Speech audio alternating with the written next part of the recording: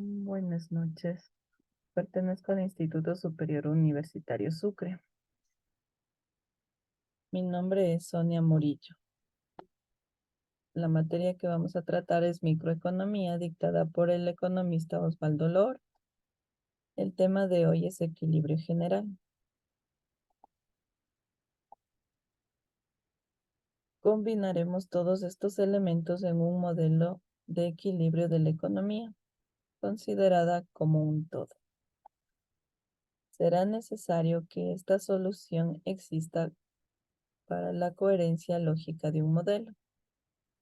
Pero si no existe ninguna situación en la cual tenga lugar estas relaciones de manera simultánea, nuestro modelo habrá fracasado en su propósito. Proporcionaremos un conjunto de razonablemente simple de condiciones suficientes para la unidad. En el modelo general de equilibrio, los consumidores y las empresas se consideran como agentes. Dado un vector de precios, eligen demandas y ofertas netas, y existe un equilibrio cuando estas demandas y ofertas son coherentes y se puede llevar a cabo.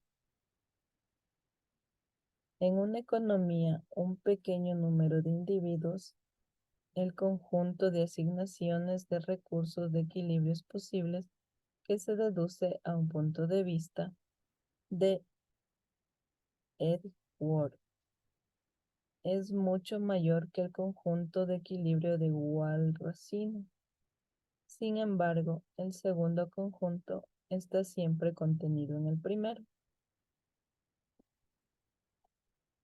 ¿Qué es el equilibrio general? Es la materia de economía que estudia el conjunto, cómo se determina todos los precios y asignaciones para los individuos y todas las firmas en estos mercados. Hay al menos 3 razones para estudiar el equilibrio general y no quedarse en el equilibrio parcial. Empecemos con el equilibrio de Walras-Racine de la economía competitiva.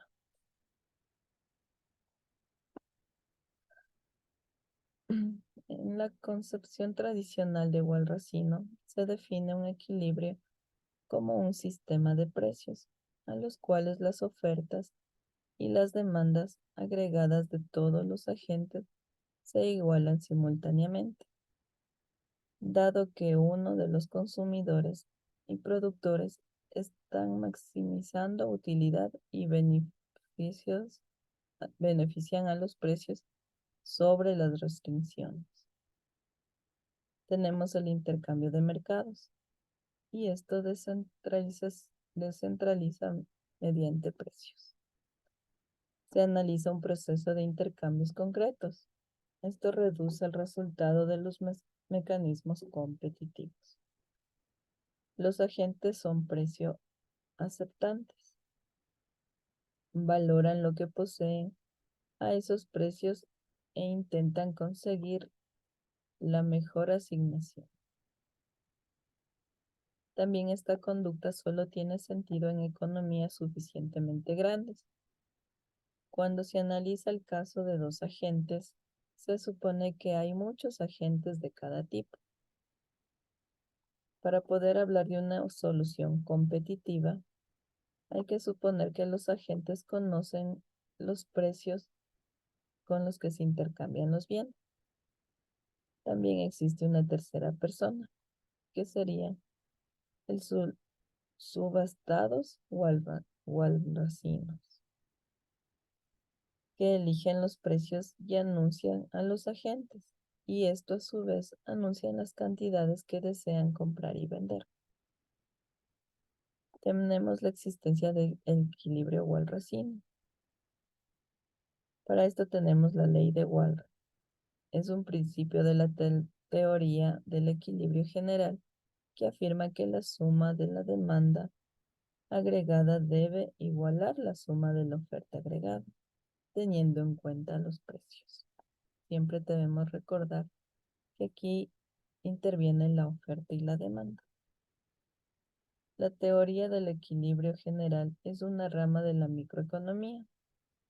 La misma trata de dar una explicación global del comportamiento de producción, el consumo y la formación de precios. Es una economía con uno o varios mercados. Tenemos la estabilidad de equilibrio de Walter.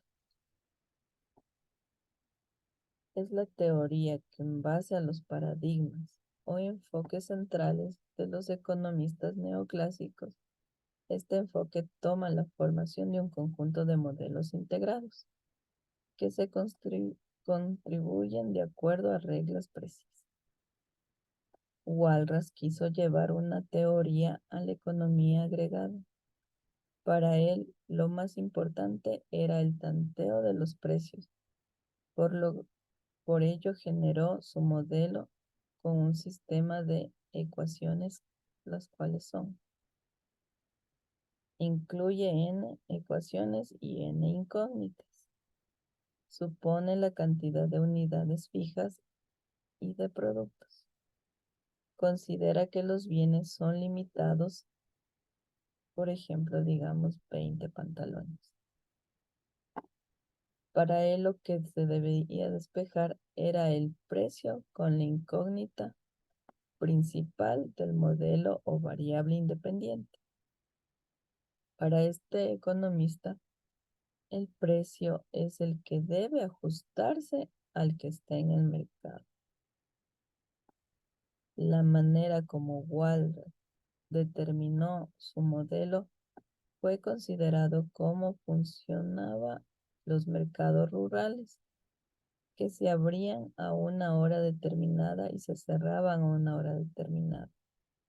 En ello, los ofertantes y los demandantes actuaban ejerciendo subastas simultáneas.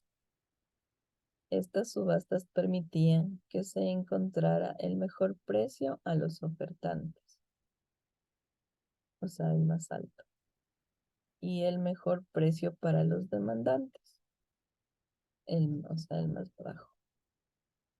Este modelo se generó durante el surgimiento de la escuela neoclásica de la economía, donde empezaron a usar modelos matemáticos para formalizar las ciencias económicas.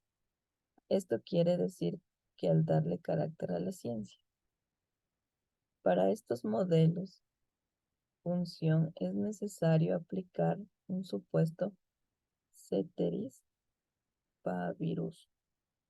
Esto es manteniendo todo constante, por ello una condición. Esencial era que hubiera competencia perfecta. Esto implica infinitos competidores e infinitos consumidores, con el propósito de que nadie influya en el precio. La ley de Walras podría verse aplicada en la bolsa de valores. En ese mercado existen corredores que representan a los ofertantes y corredores que representan a los demandantes. Vamos con la teoría del intercambio de Edgeworth. Este modelo propuesto por Edgeworth asume que las dotaciones iniciales que cada usuario posee implica necesariamente la existencia de múltiples equilibrios. Dichos puntos de optimización dependen de la diferencia de decisiones del consumo y otras variables con la asimetría de la información. Teoría del intercambio de Edgeworth. Un modelo sencillo del intercambio puro. Son dos agentes y dos bienes, o sea, la cesta de consumo A y B. Para esto interviene también la caja de Edgeworth. Es un instrumento gráfico analítico que se utiliza con frecuencia en la teoría del equilibrio general. y que puede ayudar a encontrar el equilibrio competitivo de un sistema simple. Permite representar las dotaciones y las preferencias de dos personas y analizar el proceso de intercambio. A continuación analizaremos el intercambio, el equilibrio y el núcleo. Intercambio. Cualquier movimiento fuera de un lente sombreado empeorará algún agente. Es un intercambio mutuamente beneficioso. Ambos agentes alcanzan las curvas de indiferencia de mayor utilidad por su dotación inicial, pero no es eficiente. Por tanto, el intercambio puede ser beneficioso, pero no necesariamente eficiente. Son iguales cuando las curvas de diferencia son tangentes y por tanto la asignación es eficiente. Equilibrio. La curva de la oferta o la transmisión de un agente es el conjunto de sus equilibrios a diferentes precios. En cada uno de los puntos de las curvas de oferta, una curva de indiferencia es la tangente a la restricción presupuestaria para el cociente del precio dado. Representa cuando está dispuesto a ofrecer un consumidor de un bien a un cambio a otro, acorde a los precios.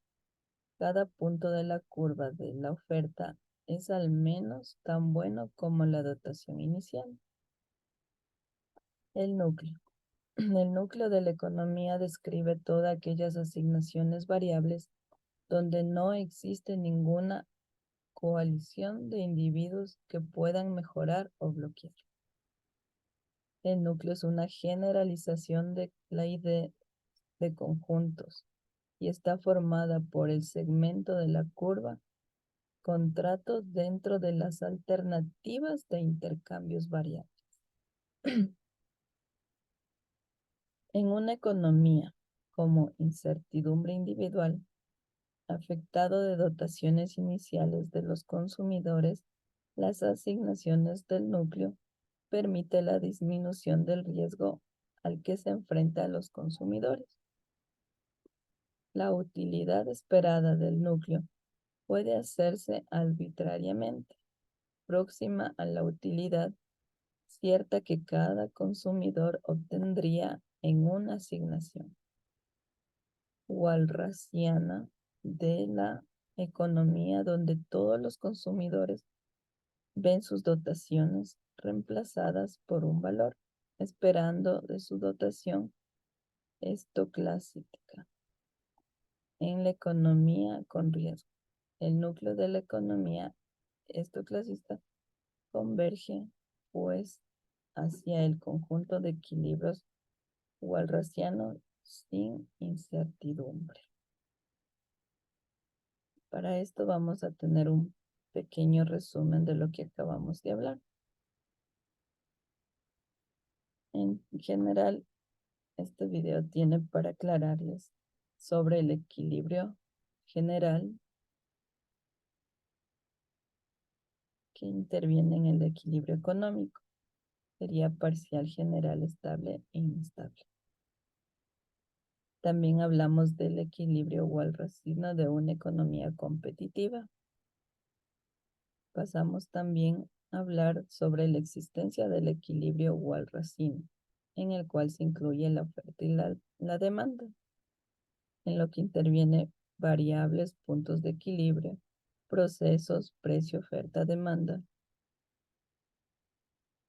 También hablamos de la estabilidad del equilibrio de Walras, donde incluye el equilibrio de los mercados. También hablamos sobre la teoría del intercambio de Edward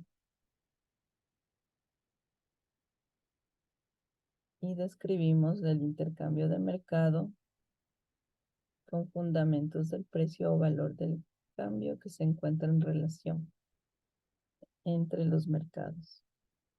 Hablamos en sí del equilibrio económico, que en su definición técnica es un estado o condición que se da cuando las fuerzas que impulsaron la economía se mantienen estables y no cambian.